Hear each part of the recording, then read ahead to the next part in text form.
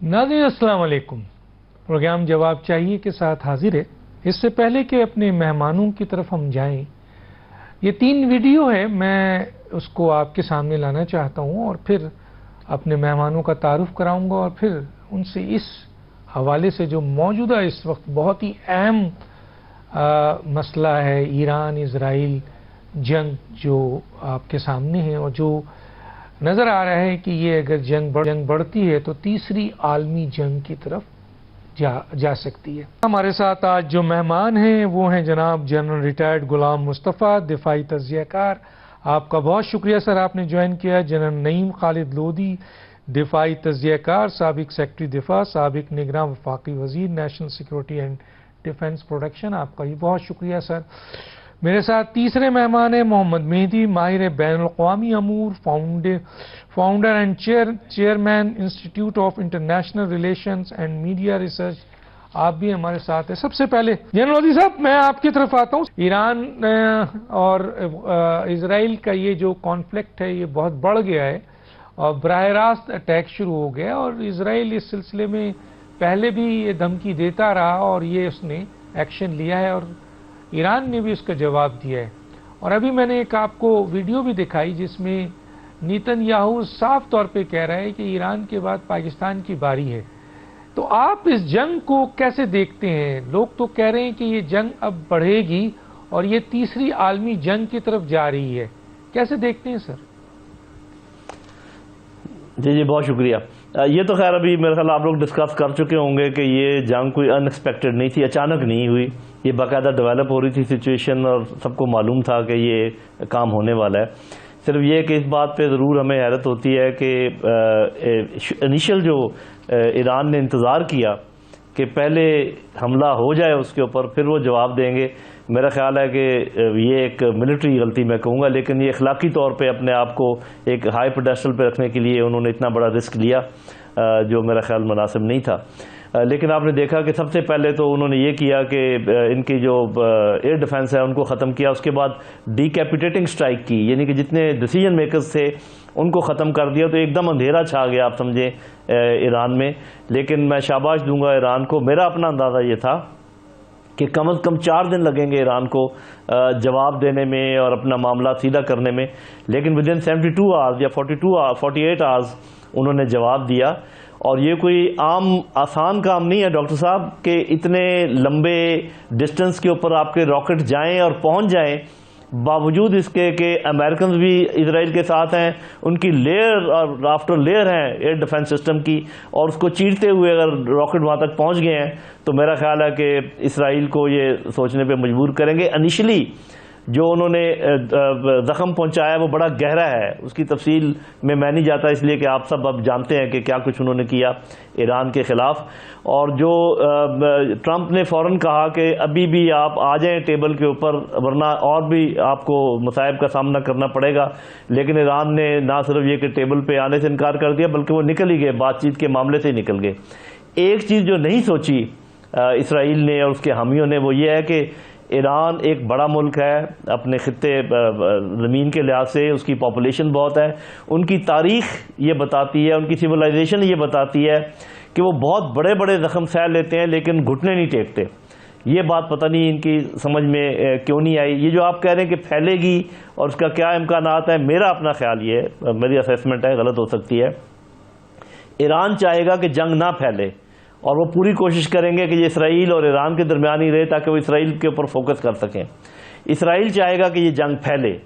तो मेरा अपना अंदाज़ा ये है कि अनकरीब एक ऐसे फॉल्स फ्लैग ऑपरेशंस होंगे, यूएई में हो सकते हैं, कतर में हो सकते हैं, बहरीन में हो सकते हैं, जिनकी जिम्मेदारी ईरान पे डाली जाएगी लेकिन वो किए इसराइल ने होंगे, ताकि और मुल्कों को इसमें मुलव्वस किया जा सके। लेकिन बाकी मुल्क भी इतने बेवकूफ़ नहीं है, मेरे ख्याल वो ज़रूर सोचेंगे इसमें कूदने से पहले। जहाँ तक पाकिस्तान की आपने बात की, देखें हम जैसे लोग तो अरसा दराज से कह रहे हैं, आपके प्रोग्राम में मैंने 20 दफ़ा ये बात कही है कि ये जो बारी बारी हम अपना अपना इंतज़ार कर रहे हैं, ये कोई अच्छी स्ट्रेटजी नहीं है। हमें चाहिए, अभी मुझे खुशी हुई है कि जिस तरीके से पाकिस्तान ईरान के साथ खड़ा हुआ है اور مذمت بھی کی ہے، شدید مذمت کی ہے، بلکہ وزیر دفاع نے تو یہ کہا ہے کہ ہم ہر طریقے سے ایران کے ساتھ کھڑے ہیں. یہ اس میں یہ جملہ جو ہے بڑا معنی خیز ہے. تو میں یہ سمجھتا ہوں کہ یہ کچھ دیر چلے گی. جو اسرائیل کا خیال تھا کہ یہ 2-3 دن میں ختم کرنے کے بعد ایران گھٹنے ٹیک دے گا، وہ نہیں ہونے کا. ایران ایک لمبی جنگ لڑے گا، لیکن کوشش ایران کی یہ ہوگی صرف اسرائیل کے خلاف ہو، اور یہ اس وقت تک ختم نہیں ہوگی میرے اپنے اندازے میں جب تک دنیا میں یہ تاثر نہ ہو جائے کہ ایران نے اپنا بدلہ لے لیا ہے اور یہ دونوں لگ بھگ برابر ایک دوسرے کو چوٹیں پڑی ہیں. یہ میں بتا دوں کہ اگر ایران نے اس چوٹ کا 10واں حصہ بھی لگا دیا اسرائیل کے اوپر جو ان کو پہنچی ہے تو اسرائیل برباد ہو جائے گا. تو دیکھتے ہیں آنے والے دنوں میں کیا ہوتا ہے. جی اچھا سر، یہ یہاں پر ایک چھوٹا سا کوشچن میں کرتے ہوئے آگے چلوں گا کہ آپ نے خود بھی کہا کہ ایران کا جو بیلسٹک میزائل ہے وہ جب اسرائیل میں گر رہا ہے تو اس سے پہلے کئی جگہ انٹرسیپشن کے لیے امریکہ کھڑا ہے، یو اے ای میں، آپ کے اردن میں، عراق میں، اس کے علاوہ اس کی اور بھی سمندر میں بھی ان کے بیڑے موجود ہیں. لیکن سر ہم یہ دیکھ رہے ہیں کہ یہ جو آپ کے ایران ہے وہ تو اس وقت اکیلے فائٹ کر رہا ہے، اور اس کا میزائل کئی جگہ کی انٹرسیپشن کے بعد آپ کے اسرائیل میں گر رہا ہے، اور اسرائیل کے پاس بھی لیٹسٹ ان کا ایئر ڈیفنس موجود ہے. اس کے باوجود بھی یہ دیکھا دنیا نے کہ یہ میزائل وہاں پہنچ گیا.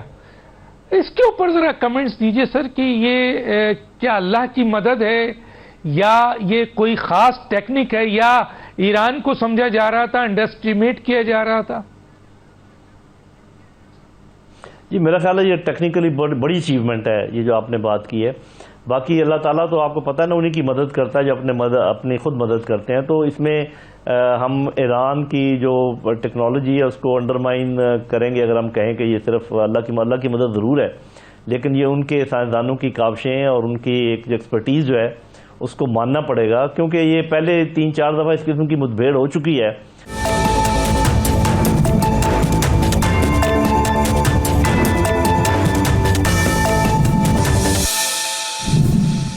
جنرل غلام مصطفیٰ صاحب، میں آپ کی طرف آتا ہوں. سر کیا دیکھ رہے ہیں جنگ کو؟ آپ نے دیکھا، آپ نے واچ کیا، اسرائیل کا حملہ، ایران کا ریئیکشن، اور تیسری جنگ کی عالمی جنگ کی طرف بڑھ رہے ہیں، کیونکہ ایران نے تو کمپرومائز کرنے سے انکار کر دیا ہے. اور اس موقع پہ ہمیں یہ لگ رہا ہے بہت سارے لوگوں کو کہ جو مار جس طریقے سے بھارت کو پاکستان نے ماری، جب تک نہیں ماری دنیا میں کوئی ہلچل نہیں ہوئی، اور جیسے ہی پاکستان نے بھارت کو گھٹنے ٹیکنے پر مجبور کیا، وہ تمام طاقتیں جو بھارت کی سپورٹ میں تھیں آ گئیں اور ریسکیو کیا اس کو اور سیز فائر کرایا. تو اب ایسا لگتا ہے کہ ایران کے ریئیکشن کے بعد کافی طاقتیں انکلوڈنگ امریکہ بھی ایکشن میں آ گیا ہے. کیا کہیں گے؟ جس طریقے سے ان کے 200 جہاز آئے ہیں اور واپس چلے گئے ہیں اور ریفیولنگ بھی کیا انہوں نے، رستے میں اسٹاف بھی کیے ہیں، تو یہ پاسبل نہیں تھا. دوسرا، جتنے بھی میزائل ایران نے فائر کیے نہیں کر سکے، کافی انٹرسپٹ ہوئے. رستے میں پہلے بات ہو چکی ہے کہ یہ سارے جو لیئرڈ ایئر ڈیفنس سسٹم لگا قطر میں وہ کسی حد تک تو کامیاب تھا، لیکن ایران کی جو ٹیکنالوجی وہ کامیاب اسرائیل کو ابھی دکھ پہنچنا شروع ہو گیا ہے. دوسری بات بڑی اہم جو ہے ہمیں یہ ایران کے اندر سے ایرانی جو تھے ان کو اٹیک ہوا. یہ ایک ایسا فیل ہے جس کا ایرانیز کو ابھی سے چاہیے. آج جو رپورٹ شائع ہوئے جس میں 73 جن کے شعبہ تھا کہ پکڑے گئے ہیں، بھارتی شامل ہیں. بات کرنا چاہتا ہوں یہاں پر کہ ایران نے بھارت کو اپنے ملک میں جگہ دے کر اور اپنے یہ اندر سے ان کی جو کمزوری ہے اس کو بھی دیکھنا پڑے گا. اب آئیے کہ آگے جنگ ہوگی کہاں جائے گا، جو میرا اپنا اندازہ وہی ہے. نمبر 1، میں یہ سمجھتا ہوں کہ ایران نے جو اسرائیل کو ٹائم دیا تو وہ ختم ہونے کے بعد یہ بڑا واضح تھا کہ حملہ ہوگا.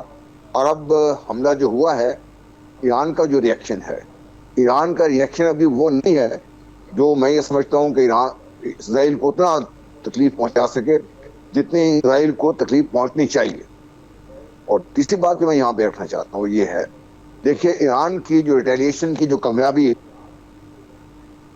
بڑی بات کر رہا ہوں، ہو سکتا ہے میں غلط ہوں، ایران کی ریٹیلیشن کی جو کامیابی ہے اس میں پاکستان کی کامیابی بھی مضمن ہے۔ مہدی صاحب، آپ کا تو کافی ریگولر وزٹ رہتا ہے ایران کا، اور وہاں پہ کئی اہم لوگوں سے ملاقات بھی کرتے ہیں۔ ایک تاثر تھا کہ یہ جو جنگ پہلے ایران لڑتا رہا وہ ایک پراکسی وار تھا اسرائیل کے خلاف، کبھی حوثیوں کے ذریعے، کبھی حماس کے ذریعے، تو یہ براہ راست ایک جنگ ہوئی ہے۔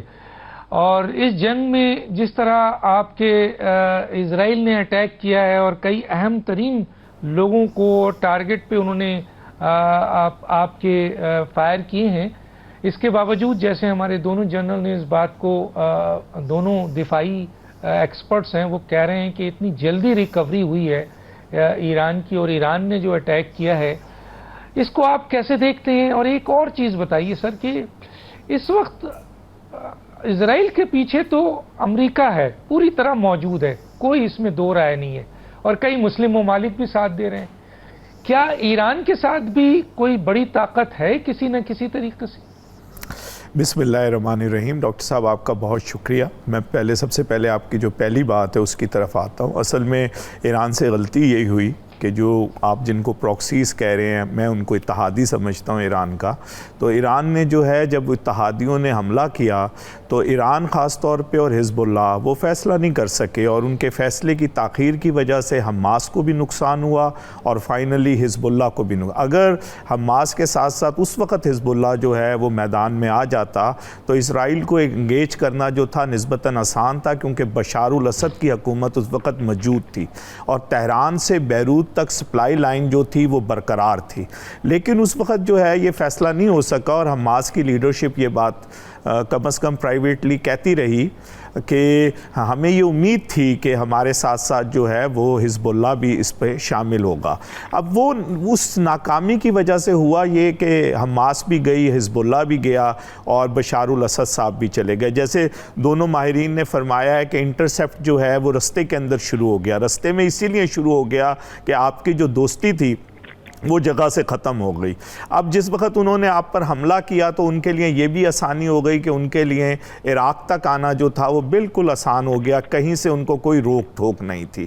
اس وجہ سے جو ہے وہ ایران کا زیادہ نقصان ہوا، اور جیسے ابھی فرمایا ہے کہ انٹرنلی بھی یہ ہوا کہ ایران کے اندر سے ایسے لوگ موجود تھے جنہوں نے ان کو صحیح معلومات دی اور انہوں نے اپنے ٹارگٹس کے اوپر جو ہے حملہ کیا۔ لیکن اس ساری صورتحال کے باوجود ہمیں یہ ماننا پڑے گا کہ ایران نے بہت تیزی کے ساتھ اپنی چیزوں کو درست کیا، اور اس نے اگلے 48 گھنٹوں کے اندر جو ہے وہ اسرائیل پر حملہ کر دیا۔ اب صرف بات یہ ہے کہ انٹرسیپٹ اس کے جو بلاسٹک میزائل ہیں وہ بھی ہوئے، کچھ نشانے پہ لگے لیکن کچھ ہوا میں اڑ گئے۔ اس کے دوسرے ممالک نے بھی اسرائیل کا ساتھ دیا، خاص طور پہ امریکہ نے۔ اب اصل میں بات یہ ہے کہ 200 میزائل جب آپ ماریں گے تو ان کی جو 4 لیئر ہے وہ اس کو کنٹرول کرنے کی پوزیشن میں، آپ کو اس کی تعداد بڑھانی پڑے گی، اور ایک متعارف اندازے کے مطابق اگر ایک وقت میں آپ 800 میزائل ماریں گے تو پھر اس وقت اسرائیل کے لیے ممکن نہیں رہے گا کہ وہ اس کو بہت زیادہ انٹرسیپٹ کر سکے۔ دوسری بات جو وہ ایک بہت اپنے میزائل کی بات کرتے ہیں جسے خیبر میزائل کہتے ہیں، ابھی تک انہوں نے اس کا استعمال نہیں کیا ہے، لیکن ان کی طرف سے یہ خبریں آ رہی ہیں، پاسداران انقلاب نے بھی کہا ہے کہ ہم اب اس کا استعمال کرنے جا رہے ہیں۔ اب یہ وہ ٹرننگ پوائنٹ ہوگا جس طرح وہ اس کے لیے کہتے رہے ہیں کہ خیبر میزائل کی جو رینج ہے یا خیبر میزائل کا جو دوسرے کو نقصان پہنچانے کی صلاحیت ہے وہ دنیا کے کسی بھی اچھے میزائل کے برابر ہے۔ تو یہ دیکھنا پڑے گا کہ یہ کیا صورتحال ہوتی ہے، کیونکہ ایران کے پاس وہ فیسلٹیز ختم ہو گئی جو آج سے 1.5 سال پہلے یا 2 سال پہلے تھی کہ وہ اسرائیل کے بارڈر کے اوپر سے اسرائیل کے اوپر حملہ کرنے کی طاقت رکھتا تھا۔ تو اس لیے ایئر فورس کے ذریعے سے تو ایران کے لیے ممکن نہیں ہے کہ وہ جا کر اسرائیل پر حملہ بھی کرے اور وہ واپس بھی آ جائے۔ ایک تو 30 سال پرانے جہاز ہیں اور ایک 1500 سے 2000 کلومیٹر کا سفر طے کر کے جانا اور پھر واپس آنا مشکل ہے، لیکن میزائلز کے ذریعے سے وہ یہ کر سکتا ہے۔ اب دوسری بات، جیسے جنرل لودھی صاحب نے بہت صحیح بات کہی کہ کیا ایران اس لڑائی کو بڑھانا چاہے گا؟ میرا بھی خیال ہے نہیں بڑھانا چاہے گا۔ اب نہ بڑھانے کی 2 صورتیں، ایک صورت تو یہ ہے کہ جو وہ کہہ رہا ہے کہ ہم جو ہیں امریکہ کے جو اڈے ہیں ان پر حملہ کریں گے۔ اب یہ سارے اڈے جو ہیں یہ مختلف مسلمان ملکوں کے اندر ہے، تو اگر آپ ان پر اڈے پر حملہ کریں گے تو لا محالہ ان ملکوں کے معاملات بھی ہوں گے۔ تیسری چیز جو بہت زیادہ امپورٹنٹ ہے وہ شط العرب ہے. کیا شط العرب کو جو ہے وہ ایران بند کرنے کی پوزیشن میں ہے؟ وہ کر سکتا ہے بند. اس نے اپنی جو بحری مشقیں دکھائی تھی اس کے اندر یہ صلاحیت ہے اس کے پاس. لیکن پھر وہی بات آ جاتی ہے کہ شط العرب کو بند کرنے سے دنیا کا more than 40% پیٹرول جو ہے اس کی آمد و رفت اس علاقے سے ہے. تو اور وہ 40% پیٹرول جو ہے وہ اور ملکوں کا بھی ہے. تو کیا اس وقت ایران اس پوزیشن میں ہوگا کہ وہ اور ملکوں کے بھی پیٹرول کو روکے؟ کیوں نہ وہ مائنز بچھا کر کرے, کیوں نہ اپنی طاقت کے ذریعے سے کرے. تو یہ ایک مشکل کام ہے. تو اصل کام اب ایران کا یہی ہے کہ ایران جو ہے وہ اپنے ان میزائلوں کا استعمال کرے جس کا وہ بہت عرصے سے ذکر کرتا رہا ہے, اور ان میزائلوں کا بھی استعمال کرے جس کے بارے میں وہ کہتا رہا ہے کہ یہ جو بحری ہماری فوج ہے وہ اس کو استعمال کرے گی, اور وہ ڈرونز کہ جو بحری بیڑے اس وقت جو ہیں وہ اسرائیل کے خاص طور پہ ان کو کس طرح ہٹ کیا جا سکتا ہے. تو یہ وہ سینیریو ہے جو ایران کو کرنا پڑے گا, کیونکہ اگلا سٹیپ جو ہے وہ اسرائیل اصل میں صرف حملے نہیں کرے گا, بلکہ اگر آپ نے کل رات کی ویڈیو نیتن یاہو کی دیکھی ہو تو وہ ایرانی قوم سے مخاطب ہے, اور وہ یہ کہہ رہا ہے کہ دیکھیے ایک تو ہم اپنی بچت کے لیے آپ سے ایٹم بم نہیں چاہتے, اور دوسری چیز ہم یہ چاہتے ہیں کہ آپ لوگ جو ہیں وہ آزاد ہو جائیں. تو وہ اندر سے خلفشار جو ہے وہ لے کر آنے کی کوشش کر رہا ہے. اور ہم بہت دفعہ ایرانی دوستوں سے یہ بات کہتے رہے ہیں کہ آپ لوگ جو ہیں وہ چلیں اپوزیشن کے ساتھ جیسا مرضی رویہ رکھیں, لیکن جو لوگ آپ کے ساتھ انقلاب میں شامل ہوئے تھے, جو بہت بڑے بڑے عہدوں پر رہے انقلاب کے بعد, ان لوگوں کے ساتھ نیگوسیشن کرنے کی ضرورت ہے, ان کو جیلوں میں, کیونکہ انٹرنلی جس وقت تک آپ مضبوط نہیں رہیں گے تو آپ کے لیے مشکل ہوگا ڈیفینڈ کرنا. بہت صحیح بات کی ہے, بہت صحیح بات کی ہے. کوئی بھی ملک جب تک انٹرنلی اپنے اختلافات کو ختم کر کے ایک پوائنٹ میں نہیں ہوگا, وہ دفاعی لیول پر یا آپ کے لڑائی لیول پر بہت محدود ہو جائے گا. میں ایک چھوٹے سے بریک پہ جاؤں گا اور پھر مہمانوں کے پاس آتا ہوں. چھوٹا سا بریک.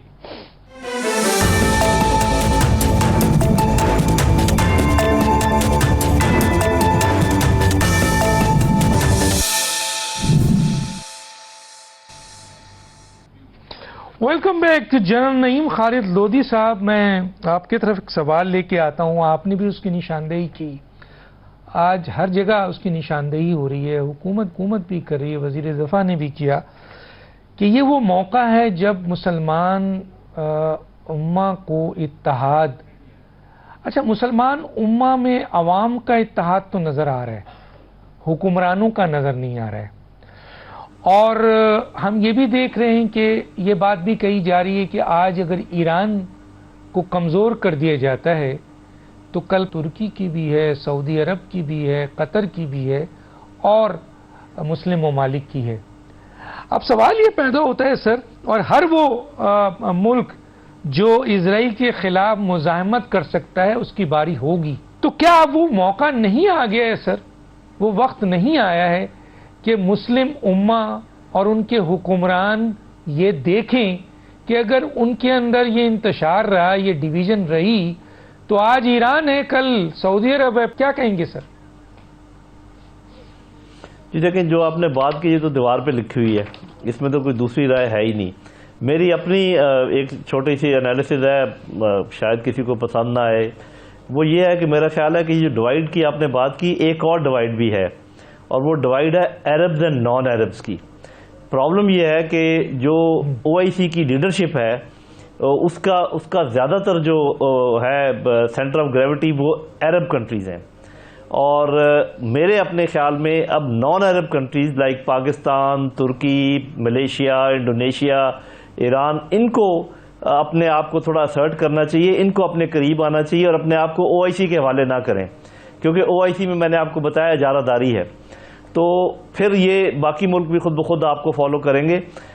یہ میرا خیال ہے کہ یہ ایک ایسا موقع ہے کہ جس میں ہمیں یہ والا چیز ایکسپلور کرنی چاہیے. پہلے ایک دفعہ اس کی کوشش ہوئی تھی جس کو سبوتاج کر دیا گیا تھا, اب دوبارہ ہمیں اس لائن پہ کرنی چاہیے. اس میں میں یہ نہیں کہہ رہا خدا نہ خواستہ کہ کوئی مڈل ایسٹ کے لوگ ہمارے دشمن ہیں یا خلاف, ہمارے دوست ہیں, لیکن بہرحال وہ اپنے مفاد کو مجھے ایسے لگتا ہے اپنے جو وہاں مڈل ایسٹ کا مفاد ہے یا جو عربوں کا مفاد ہے اس کو مسلمانوں کے مفاد سے آگے رکھتے ہیں. میرے منہ میں خاک، یہ مجھے ایسے لگتا ہے. تو اس لیے جب تک ہم یہ تبدیل نہیں کریں، عرب لیگ بھی تو ہے نا سر، ایک آرگنائزیشن OIC کے ساتھ ساتھ انہوں نے اپنی عرب لیگ کی بھی تو بنائی ہوئی ہے. مثلا انہوں نے اپنا ایک گروپ تو اور بھی بنایا ہوا ہے نا سر. تو اس طرف جو نان عرب ہیں وہ بھی اپنا ایک گروپ بنا سکتے ہیں جیسا آپ کہہ رہے ہیں. جی بالکل، ان کا حق بھی ہے اور میرا خیال ہے اس وقت کی ضرورت بھی ہے، اور یہ فوری طور پہ ہونا چاہیے، کیونکہ اس میں ایسے ممالک ہیں جیسے ترکی ہے، ملیشیا ہے، پاکستان ہے، ایران ہے. یہ ایسے ملک ہیں بڑے بڑے کہ ان کا جب یہ اکٹھے ہو جائیں گے بہت دبدبہ ہوگا. بلکہ آپ افغانستان کو بھی شامل کریں اس میں، سینٹرل ایشیا کے کچھ ملک بھی ہو سکتے ہیں. تو یہ ایک بہت ہی اس وقت میرا خیال ہے اپرچونٹی بھی ہے، اور مجھے لگتا ہے کہ وقت کی ضرورت بھی ہے. اچھا جہاں صاحب یہ بتائیے کہ ایران اور آپ کے جو اسرائیل ہے، کیونکہ ایران اور عراق کی جنگ ہم نے دیکھی ہے، اور کئی لحاظوں سے اور بھی تاریخ کے لحاظ سے ہمیں اسرائیلی اور یہودی، یعنی جو اسرائیلی ہیں اور جو ایرانی ہیں مسلمان، ان کی جو آپ کے اعصابی، کیونکہ اعصابی جنگ بھی ہوگی نا سر، جہاں ٹیکنک ہے، جہاں افرادی قوت کی ہے، جہاں جدید ٹیکنالوجی کی ہے، وہاں اعصابی ہے. تو ان دونوں ممالک کی اعصابی جنگ اگر بڑھتی ہے جنگ، تو آپ کس کو ایج دیں گے سر؟ جی دیکھیں، اسرائیل کی بھی ہسٹری اگر دیکھی جائے، ایران کی بھی دیکھی جائے، تو اعصابی طور پہ یہ دونوں ملک کافی توانا ملک ہیں، یہ ماننا پڑے گا. لیکن وہ جیسے ایک بڑی کہاوت ہے نا کہ ہارتے آپ تب ہیں جب ہار مانتے ہیں. ابھی آپ دیکھ لیں حماس کتنی چھوٹی سی سٹرپ ہے، کتنے تھوڑے سے لوگ ہیں، کیا ظلم نہیں ان کے اوپر ہوا، بلکہ تقریباً نیست و نابود ہو گئے. ہار نہیں مان رہے اور اس لیے وہ جنگ ختم نہیں ہو رہی. تو میرا اپنا خیال یہ کہ ایران کے پاس تو بہت مین پاور ہے اور بہت زمین ہے.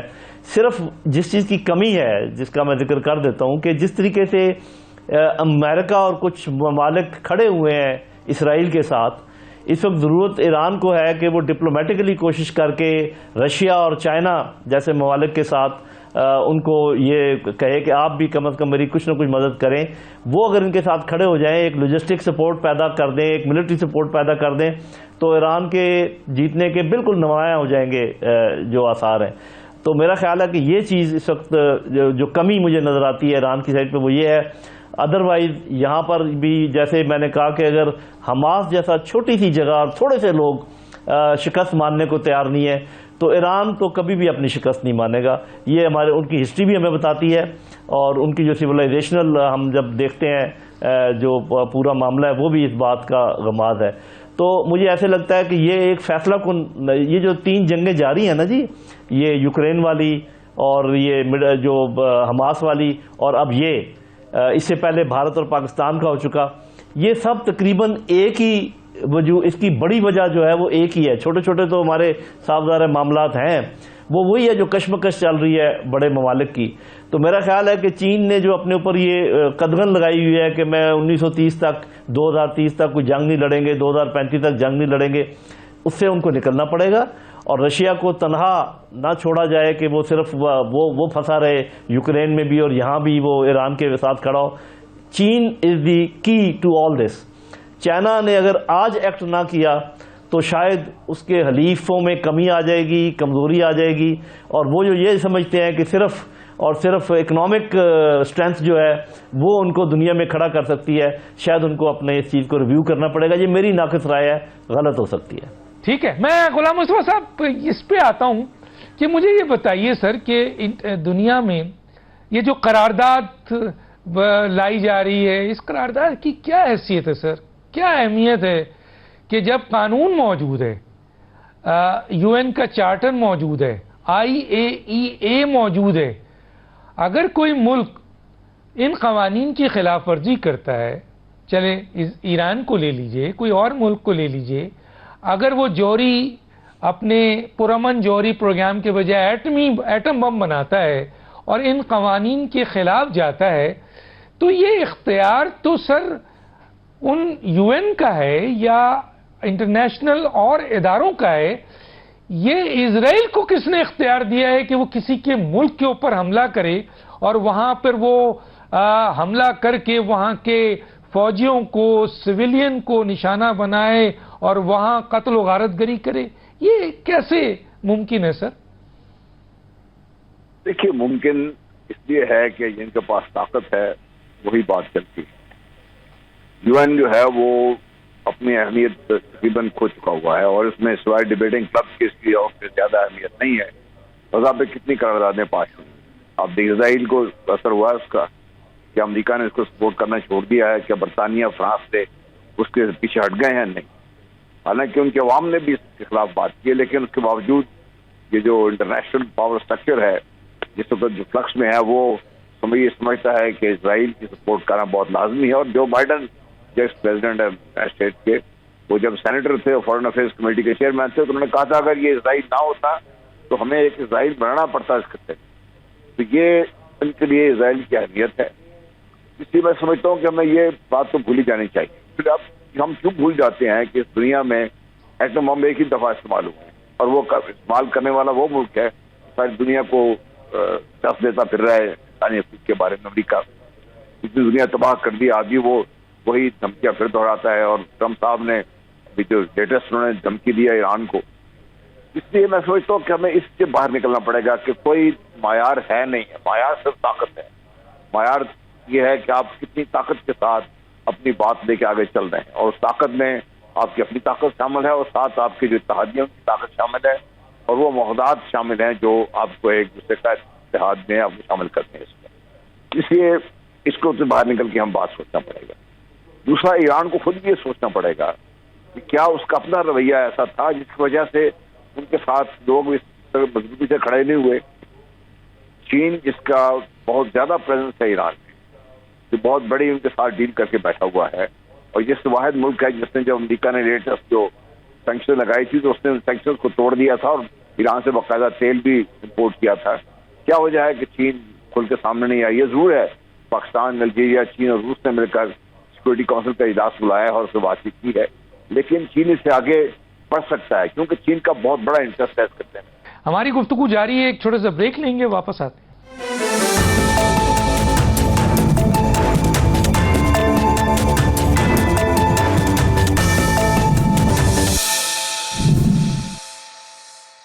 پاکستان میں، ایران میں، اس لیے میں سمجھتا ہوں کہ ایران کو بھی اپنا یہ سوچنا پڑے گا کیا ایسی وجہ ہے کہ اس کی اپنی جو مضبوطی ہو سکتی ہے خطے کے موالد۔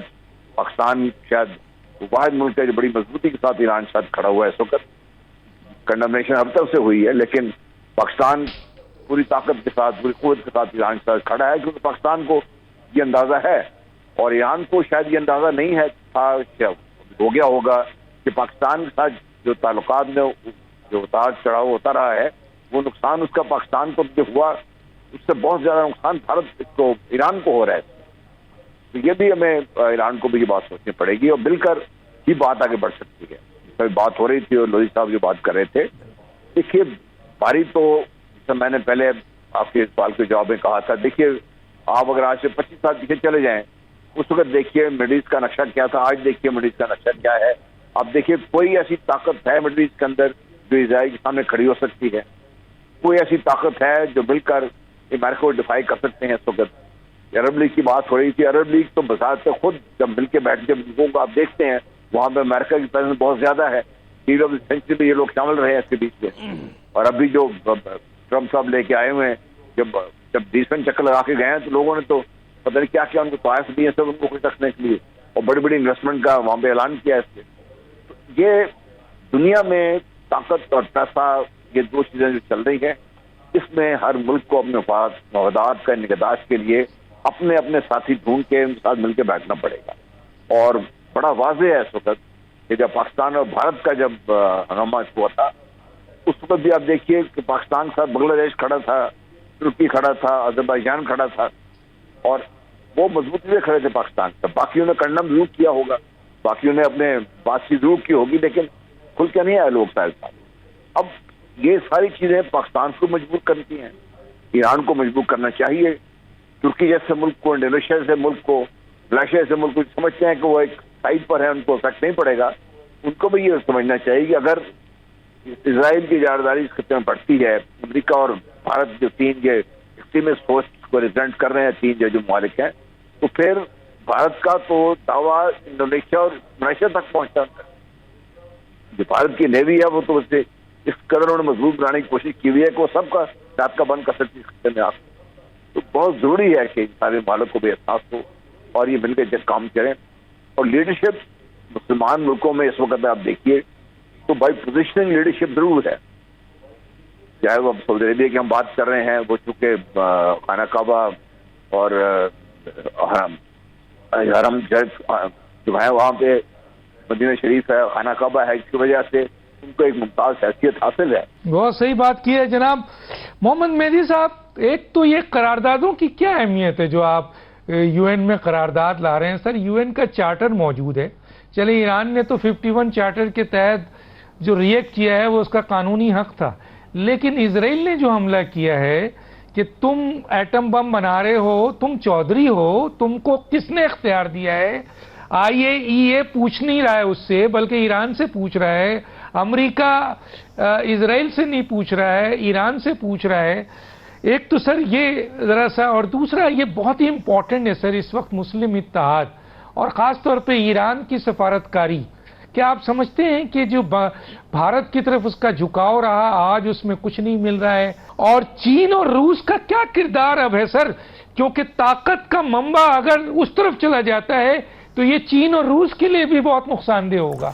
جی ڈاکٹر صاحب آپ نے بہت ساری باتیں کی، اور اس سے پہلے بھی آپ نے طرف ایک تو میں یہ عرض کرنا چاہ رہا تھا کہ عرب دنیا سے ہٹ کر مسلمانوں نے ایک تنظیم بنائی تھی D8 کے نام سے، اور اس کے کچھ اجلاس بھی ہوئے تھے جس میں صرف ایک مصر ضرور عرب تھا، باقی انڈونیشیا، ملیشیا، بنگلہ دیش، پاکستان، ایران اور ترکی یہ اس کے ملک تھے. یہ ڈیولپنگ کنٹریز تھی جو مسلمانوں کو لیڈ کر سکتی تھی. اس کا فوکس تو زیادہ سائنس اینڈ ٹیکنالوجی پر تھا، لیکن یہ وہ تنظیم آلریڈی موجود ہے جس کو فوکس جو ہے وہ کیونکہ آپ کو یاد ہوگا کہ ملیشیا نے OIC کے پیرلل ایک اجلاس بلایا تھا، لیکن انفارچونیٹلی اس وقت جو ہمارے وزیر اعظم تھے انہوں نے آخری لمحے میں اس میں جانے سے انکار کر دیا تھا. پہلے جبکہ ان کی خواہش تھی کہ وہ اجلاس ہو عرب دنیا سے ہٹ کر، لیکن بعد میں وہ نہیں آئے تھے، جس پر طیب رجب اردگان صاحب نے ایک پریس کانفرنس بھی کی تھی. میں اس ساری تفصیل میں نہیں جانا چاہتا.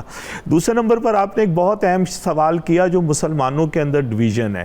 دیکھیے اس کی جو بہترین بات ہے نا، وہ موساد کے چیف ہوتے تھے علاوی، انہوں نے اپنی کتاب کے اندر ڈیفائن کیا ہے، اور اس کی باقاعدہ ہم سیلیبریشنز کیا کرتے تھے اسرائیل کے اندر اس خوشی کی. تو اس میں تو کوئی شک کی گنجائش ہی نہیں ہے کہ اس کی وجہ سے مسلمانوں کو بے تحاشا نقصان ہوا ہے، اور آج والے دن تک مسلمانوں کو نقصان ہوتا جا رہا ہے. جہاں تک آپ نے بات کری ایران کی، دیکھیں یہ بات بھی ایرانی دوستوں سے ہم کرتے رہے ہیں بہت زیادہ، اور ابھی بھی جب میں آخری دفعہ ایران گیا ان کی 2 یونیورسٹیوں میں خطاب کرنا تھا تو وہاں پر بھی عرض کی کہ جناب آپ جو ہندوستان کے ساتھ یہ پینگے بڑھا رہے ہیں یہ آپ کو نقصان دے گی. دیکھیں اس کی صاف سی وجہ ہے، $16 بلین کا اسلحہ سالانہ اسرائیل بیچتا ہے دنیا کو، جس میں سے $8 بلین کا اسلحہ وہ صرف انڈیا کو بیچتا ہے. تو آپ اسی سے اندازہ لگا لیں کہ 50% اس کا اسلحے کا خریدار جو ہے انڈیا ہے. تو ایران کے لیے وہاں کہاں بینیفٹ آنا تھا، اور اس نے چاہ بہار کے ذریعے سے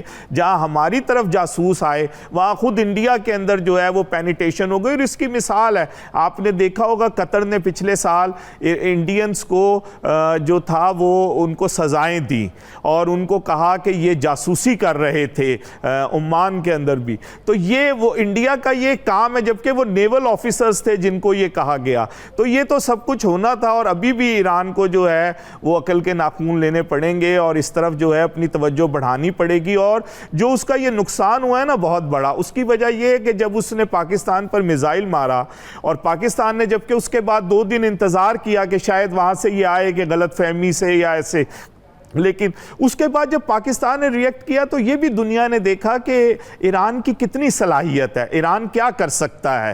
پاکستان نے جس وقت ریئیکٹ کیا تو پاکستان نے اس کی تصویریں بھی جاری کی کہ کہاں پر کیا ہے، جبکہ ایران جو تھا وہ کچھ نہیں بتا سکا. تو بہت ساری غلطیاں ہوئی ہیں.